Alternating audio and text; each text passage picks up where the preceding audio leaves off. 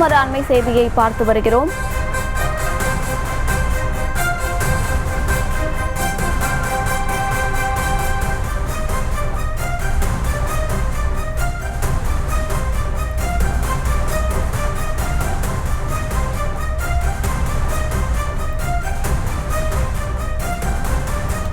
மற்றொரு அண்மை செய்தியை பார்த்து வருகிறோம்.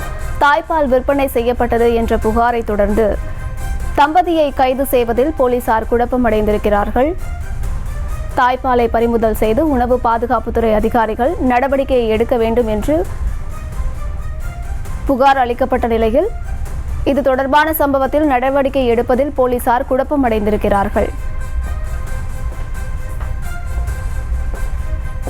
தாய்ப்பால் விற்பனை தொடர்பான சம்பவத்தில் மாதவரத்தில் தாய்ப்பாலை வாங்கி பாட்டிலில் அடைத்து விற்பனை செய்வதாக எழுந்த புகாரை அடுத்து இந்த தம்பதியை கைது செய்வதில் போலீசார் குழப்பமடைந்திருக்கிறார்கள். மேலும் விவரங்களை கொடுப்பதற்காக செய்தியாளர் ஜெபர்சன் இணைப்பில் இருக்கிறார். பேசலாம். ஜெபர்சன், விவரங்கள்.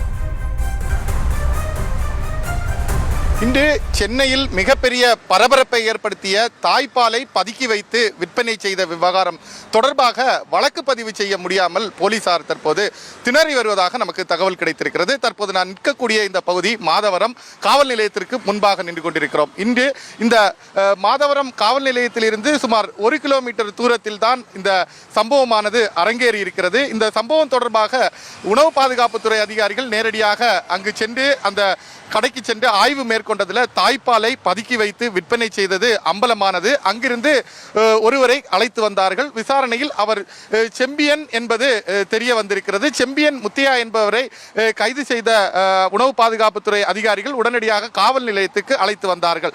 இங்கு வந்து விசாரணை மேற்கொண்டதில் இவர் அங்கு இருக்கக்கூடிய அந்த கடை உரிமம் பெற்றிருப்பது அனைத்துமே சத்யா என்ற அவரது மனைவி பேர்ல உரிமத்தை பெற்று வைத்துதான் இந்த சட்டவிரோத செயலில் அவர் ஈடுபட்டு வந்திருக்கிறது தெரிய வந்திருக்கிறது.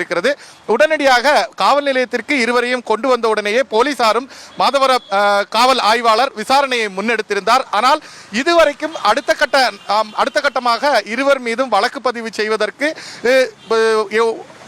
பதிவு செய்வதற்கான நடவடிக்கை மேற்கொள்ள முடியாமல் போலீசார் இருக்கிறார்கள்.